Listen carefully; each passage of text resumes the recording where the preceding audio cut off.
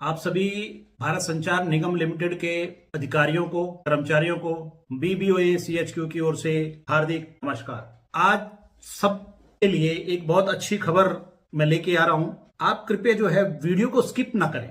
जब आप वीडियो को स्किप करते हैं तो आपको आधी अधूरी जानकारी होती है, तो कमेंट में आप उसी आधी अधूरी जानकारी के एवज में आप क्वेश्चन रेज करते हो कि सर इसका क्या हुआ, उसका क्या हुआ।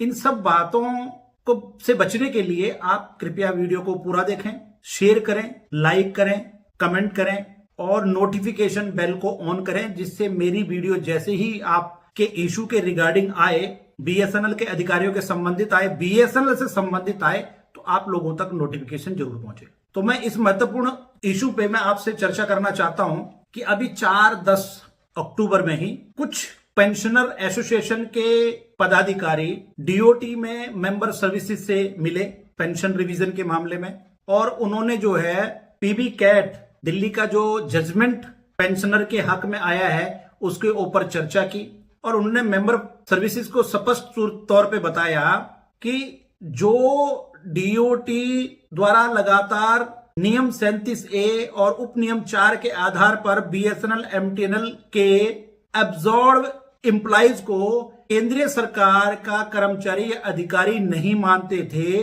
उस पर PB कैट ने सख्त आपत्ति जाहिर की, और PB कैट ने क्लियर कहा कि आप 37A और सब क्लॉज के प्रावधानों को पढ़ के आए, ये कैट ने कहा।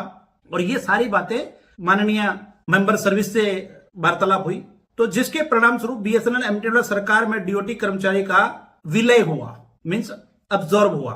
उन्हें ठोस और स्पष्ट आश्वासन दिया उनके हितों की पूरी रक्षा की जाएगी और उनके साथ केंद्र सरकार के समान व्यवहार किया जाएगा, ये उन्होंने सबने कहा। ये जो पॉलिसी आई थी जब BSNL बना था, हम सब आप लोग अब्सॉर्ब हुए थे, तो उसके लिए उन्होंने अवगत कराया। तो उसके बाद उन्होंने कहा कि सभी प्रकार से कर्मचारी एवं पेंशन भोगी सरकार का यह ठोस फैसला जो पीठ ने कहा है, इसे नजरअंदाज नहीं किया जा सकता, यह मेंबर सर्विसेज ने कहा है। उसके बाद उन्होंने कहा, हमने आगे दोहराया कि बेंच ने स्पष्ट रूप से कहा कि प्रतिवादी अपने तर्क को साबित करने के लिए बेंच के समक्ष कुछ भी नहीं रख सके। मींस DOT जो है वो अपने स्पष्टीकरण में अपने बातों को कुछ भी आगे नहीं रख सके, और BSNL MTNL पेंशन भोगी 7वीं CPC की सिफारिशों के अनुसार पेंशन संशोधन के लिए पात्र नहीं है। इस मैटर पे वो अपना साक्ष्य नहीं रख पाए। फैसले में परिकल्पित कई अन्य महत्वपूर्ण मुद्दों पर बहुत ही वस्तुनिष्ठ तरीके से चर्चा की गई। हालांकि सदस्य सेवाएं ने अपनी ओर से उल्लेख किया कि निर्णय यह निर्धारित करता है कि BSNL MTNL की पेंशन की समानता केंद्र सरकार के पेंशन भोगियों के साथ लाई जानी है, लेकिन यह निर्दिष्ट नहीं करता कि किस पैमाने पर, IDA या CDA पर। यह अभी चल रहा है। हमने इस तथ्य के आधार पर सदस्य सेवाओं के इस तर्क का प्रभावी ढंग से कन्वर्सेशन किया कि चूंकि हमारा OA IDA स्केल पर 7वें CPC फिटमेंट को विस्तारित करने पर आधारित है और OA को बेंच द्वारा समय रूप से अनुमति दी गई है, इसलिए यह सवाल है कि क्या फिटमेंट है, IDA या CDA स्केल पर दिए जाने का सवाल ही नहीं उठता।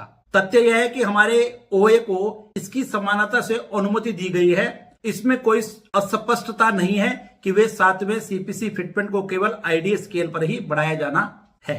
हमने सदस्य सेवा को माननीय कोर्ट के फैसले के बारे में विस्तार से अवगत कराया। PB CAT ND New Delhi, हालांकि वह उस पूरे चर्चा परिचित थे।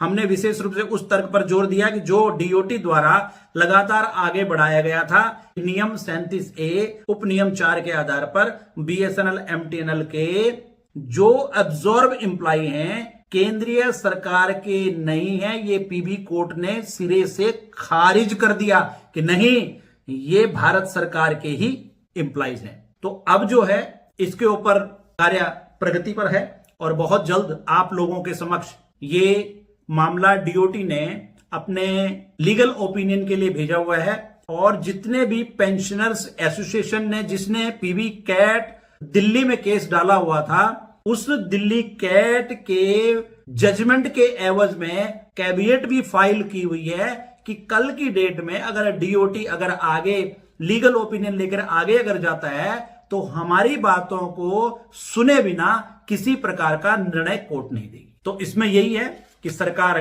गंभीर है इस मुद्दे पर और बहुत जल्द बीएसएनएल एमटीएनएल पेंशनर्स के लिए खुशखबरी आने वाली है। ये कार्य चल रहा है, प्रोग्रेस है, फाइलों के माध्यम से चल रहा है। जैसे ही लोग लीगल ओपिनियन आएगी तो मंत्री जी के माध्यम से ये आप लोगों को थर्ड पीआरसी या 7th सीपीसी के तहत आप लोगों को लाभ दे दिया जाएगा और आप सभी लोग बहुत समय से जो आपकी मांग थी, जो आप लोग लंबित डिमांड थी, वो पूरी हो जाएगी। और जैसे ही आपको नई से नई अपडेशन डीओटी के माध्यम से या किसी भी माध्यम से बीबीओ सीएचक्यू तक पहुंचती है, मैं तुरंत आप लोगों के समक्ष वो सूचना वीडियो के माध्यम से प्रस्तुत करूंगा। आप वीडियो को लाइक, शेयर, कमेंट जरूर करें और आप अपने वक्तव्यों को कमेंट के माध्यम से जरूर दें। इसी के साथ जय हिंद, जय भारत।